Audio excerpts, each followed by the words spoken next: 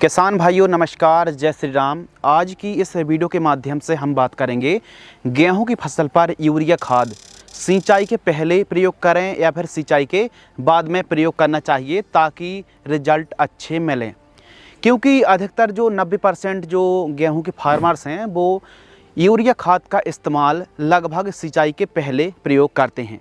तो अच्छे रिजल्ट के लिए हमको यूरिया खाद का इस्तेमाल कौन सी अवस्था में सिंचाई के पहले, बाद में या फिर सिंचाई के साथ प्रयोग करना चाहिए ताकि गेहूं की फसल पर जो भी आप पोषक तत्व न्यूट्रिशन को दे रहे हैं नाइट्रोजन का, तो लीचिंग आउट की समस्या ना आए। क्योंकि ज़्यादातर आपने देखा होगा कि हल्की भूमि होती हैं या फिर ढलान वाली सॉइल होती हैं तो वहाँ पर बहुत ज़्यादा जड़ों के नीचे यूरिया खाद चला जाता है, जहाँ तक जड़ें नहीं रहती हैं। तो जितना फ़ायदा होना चाहिए था उतना फ़ायदा किसानों को नहीं हो पाता है। तो हमारे किसान भाइयों को यूरिया खाद का इस्तेमाल कब और कैसे करना चाहिए ताकि उम्दा रिजल्ट मिले। एक चीज़ की सावधानी आपको ज़रूर रखनी चाहिए यदि आप यूरिया खाद गेहूं की फसल पर इस्तेमाल कर रहे हैं। जब ओस हो, सुबह सुबह यूरिया यदि आप प्रयोग करते हैं, खेत में फेंकते हैं, तो पत्तों में चिपकने से जलने की समस्या भी आ सकती है।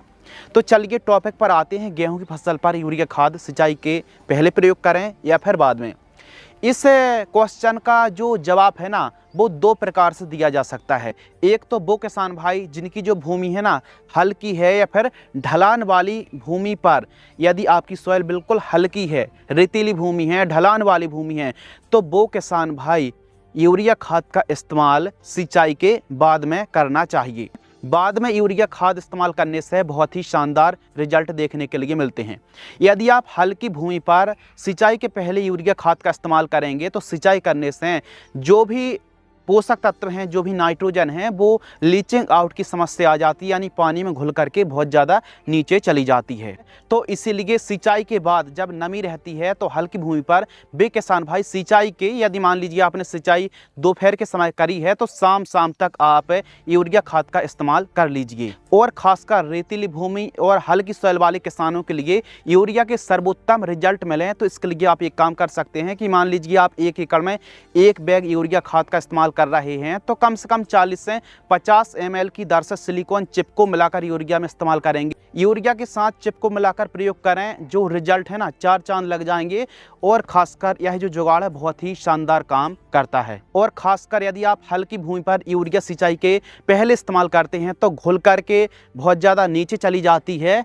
तो इसीलिए लगभग 45 से 55% तक जो यूरिया खाद इस्तेमाल कर रहे हैं उसका रिजल्ट ना के बराबर मिलता है।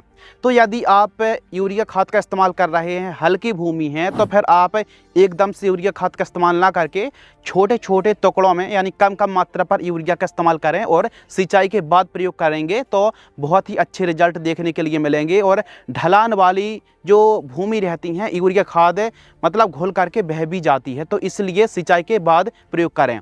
दूसरा जो पॉइंट है या फिर दूसरा जो पहलू है वो है जिनकी भूमि हैवी सॉइल है, काली भूमि है, काली दोमट भूमि है, हैवी सॉइल की श्रेणी में आती हैं, तो वे किसान भाई चाहें तो सिंचाई के पहले यूरिया खाद का इस्तेमाल करके सिंचाई कर सकते हैं। उनको शानदार रिजल्ट मिलता है क्योंकि जो हैवी सॉइल होती हैं वो ज़्यादा देर तक पानी को पकड़ के रखती हैं और साथ ही पोषक तत्वों को।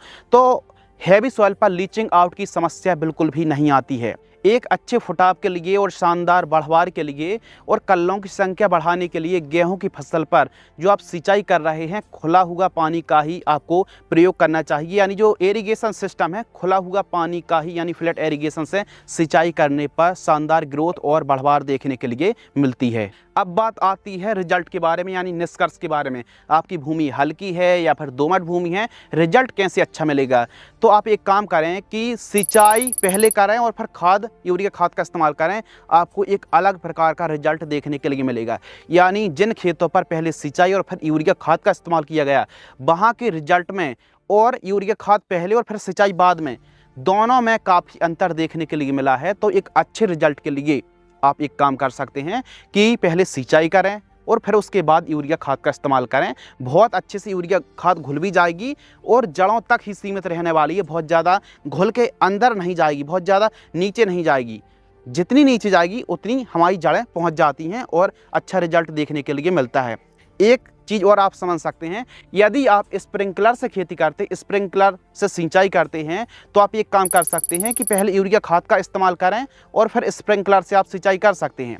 लेकिन जिन किसान भाइयों ने जो सिंचाई सिस्टम है वो खुला हुआ पानी देते हैं, तो वो पहले सिंचाई करें फिर उसके बाद खाद दें, बहुत ही लाजवाब रिजल्ट देखने के लिए मिलेंगे।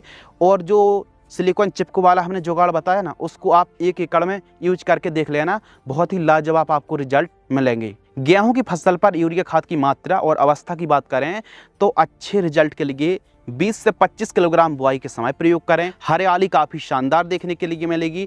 और साथ ही पहली खाद में 1 बैग यानी 45 किलोग्राम कब 21 से 25 दिन के बीच में, और दूसरी खाद में 45 किलोग्राम कब 40 दिन से लेकर के 45 दिन में आप खाद का इस्तेमाल करें।